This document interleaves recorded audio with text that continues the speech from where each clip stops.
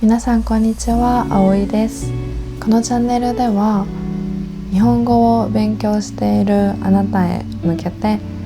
日常で使う表現をたくさん使いながらのんびり日々感じたことについてお話ししていきます。最後には今日お話しした中でおすすめしたい日本語の表現を英語を少し使いながら説明していきますので、ぜひ最後まで聞いてください。今日はカナダに来て私が一番日本との違いを感じたお仕事についてお話しします。まず仕事の探し方なんですけど、カナダではレジュメを自分で直接お店に持っていくっていうスタイルで、私が働いているお寿司屋さんにも何人かワーホリで来ている日本人とか韓国人の方以外にもカナディアンの高校生とかウクライナ出身の方とかがレジュメを持ってきてくださって、やっぱりこのやり方が主流、みんながやっているやり方なんだなっていう風に感じました。けど日本では直接レジュメ、履歴書をお店に持っていくっていうことはもう全くなくて、完全にサイトを通してまずはサイトから応募するっていうやり方なんですけど、サイトもいろんなサイトがあってそれぞれ載っているものが違ったりするので、もう何個もサイトを見て募集しているお仕事の条件、お給料とか何時から何時の間に働けるのかとか、週何回入れば週何日働けばいいのかとかっていうのを自分で見て、自分に合ったアルバイト先を探してそこに応募して、でそこからお店の方から連絡が来て、メールか電話で面接の日を決めて、そこで履歴書を持って面接に行くっていうのが日本のアルバイトの探し方です。で、一応日本にも試用期間っていうトライアルの期間があるんですけど、少しお給料が少なくなるだけで、他は特にちゃんとアルバイト決定ですってなる時とあんまり変わらないんですよね。なんですけどカナダでのトライアルの期間ってすごく重要で、めちゃめちゃ緊張したし、実際一つ私トライアルの期間でクビになってるんですよ。そこでは3日間15時間くらいトライアルをしたんですけど、私の他にもう一人英語ネイティブの子がトライアルをしていて、その子が働くことになって私はダメだったんですけど、その時の私はそれが初めてのカナダでのトライアルで、そのトライアル期間の大事さっていうのがあんまり分かっていなくて、日本の感覚で行くとそこまで行ったらもう大丈夫だろうっていう気になっちゃってたんですよね。もちろん未経験、やったことのないお仕事だったので頑張ってはいたんですけど、もう来なくていいよって言われた時に、まだ3日しか働いてないのに何が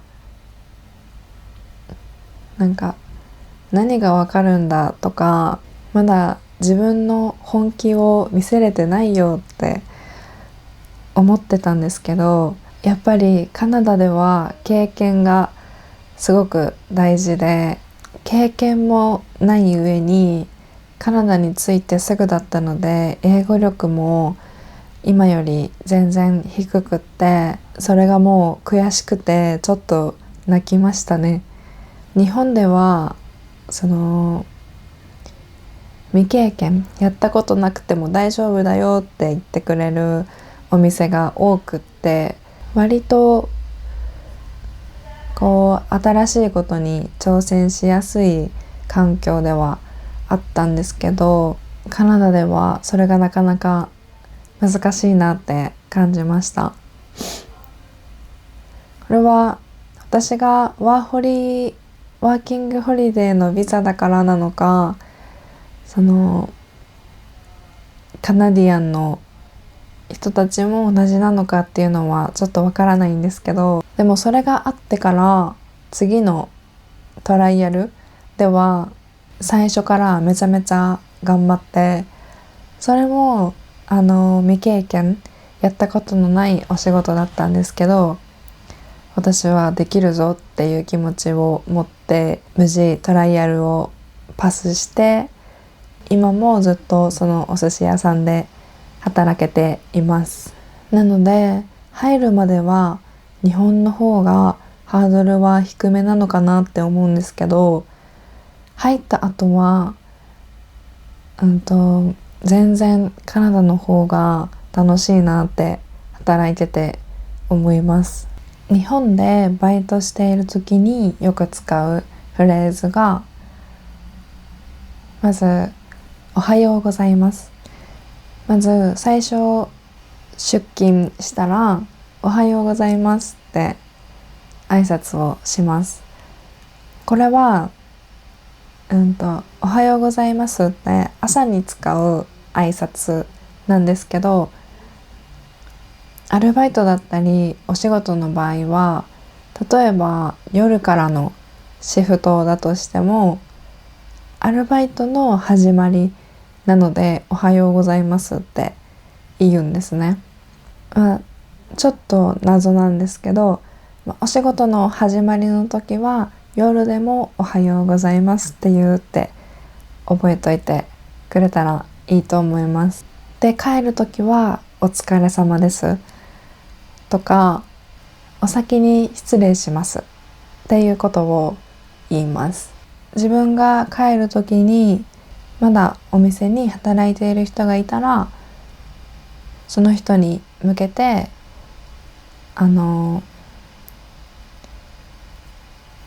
先に帰らせていただきますねっていう気持ちでお先に失礼しますって言います。あとは休憩に行く時も休憩いただきますってその場にいる人に伝えてから休憩に行くんですけど、終わって戻ってきた後は休憩ありがとうございましたって言うんですね。これは例えば自分が休憩している間は自分の分もその他の人が働くっていうことになるので、それに対してありがとうございますって言ってるんだと思うんですけど、もちろん休憩を取ることは当たり前にあるんですけど、休憩を取らせてくれてありがとうございましたみたいな意味があるんだと思います。で、これが一番カナダでアルバイトをするようになって困ったというか、英語では何て言ったらいいんだろうと思って、普通に最初休憩から戻ってきた時に Thank you って言ったら、なんでって何がありがとうなのって言われて、ああそうか言わないんだって、そこでギャップを感じました。あとは接客もめちゃめちゃラフだなって思っていて、店員さんもお客さんもすごいフレンドリーに話しかけてくれて、スモールトークがめちゃめちゃあると思うんですけど、日本ではスモールトークは全くしないです。自分の話をあんまり自分から知らない人というか友達じゃない人には話さないし、聞くのも迷惑かなってちょっと考えちゃったりするので、あんまり知らない人との会話っていうのはないんですけど、カナダで働いていて日本語でありがとうって言ってくれたりとか、日本ちょっと住んでたんだよとか行ったことあるよとか、シンプルにこのお店のお寿司が一番美味しいんだって言ってくれたりとかするのってすごく嬉しくて、もっと会話をたくさんしたいなとか広げたいなっていつも思っています。で多分日本でも本当は話しかけたいなって思ってる人とか、話しかけられて嬉しいなっていう人の方が多いと思うので、もし日本に行った時は皆さんたくさん話しかけてほしいです。でも多分英語を話せない人の方が多いと思うので、日本語を私と一緒に練習してくれたらもっと嬉しいです。 Thank you so much for listening. My English is still a work in progress, but today I'd like to introduce my favorite words again. First, やっぱり. This is something I realized while recording this podcast. I use this word a lot. I actually had to cut it out many times because I kept saying it. It means just as I thought or as expected. You use it when something turns out the way you thought it would. For example, やっぱりこのやり方が合っていた。As I expected, this way suited me best. Or, やっぱり日本食が一番好きだ。I knew it, Japanese food is still my favorite. Next is もちろん。